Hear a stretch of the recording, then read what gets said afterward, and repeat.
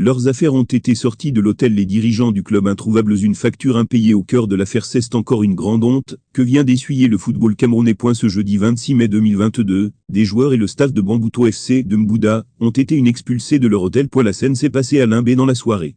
On apprend, source concordante, que le motif de cette expulsion serait des factures impayées. On apprend également que les dirigeants du club sont portés disparus juste après l'incident. Les fonds alloués pour l'hébergement des joueurs et du staff auraient-ils été détournés? C'est la grande question qui se pose. Samuel Eto'o a été pointé du doigt dans cette affaire. Samuel Eto'o ne peut pas.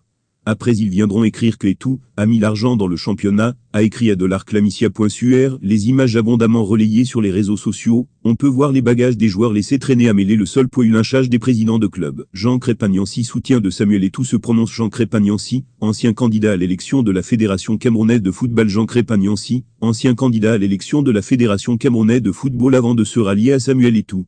Il se prononce sur la situation des présidents de club. Vous savez en moyenne combien dépense un président de club sérieux au Cameroun? Entraînement 5 fois par semaine, ce qui donne 20 séances par mois. Effectif moyen, dans une équipe 25 joueurs, staff technique, 5 personnes. Sprint de match remportés, nuls, et défaites. Nutrition et autres ? Etc. Le président de club n'est pas salarié ni une banque. Il est un bénévole qui aime le sport et vide ses poches pour attirer le tourisme dans son département. C'est un bienfaiteur au sens large du terme. Beaucoup bavardent et sont incapables de miser ne serait-ce que 5 fois sans bénéfice. Le président de club le fait tout le temps, et vous êtes là pour insulter les bienfaiteurs du football camerounais. Les Camerounais sont méchants et très dangereux en tout et pour tout. Il est au Cameroun et commande l'ensemble de l'équipement de Barcelone, Real, Bayern, Manchester, PSG, Marseille, Lyon, etc. pour au moins 150 000 fois. Le Camerounais oublie qu'il revendique le panafricanisme et est incapable de consommer son panafricanisme. Le Camerounais ne sait pas que les noms des clubs en Europe portent le nom de la ville.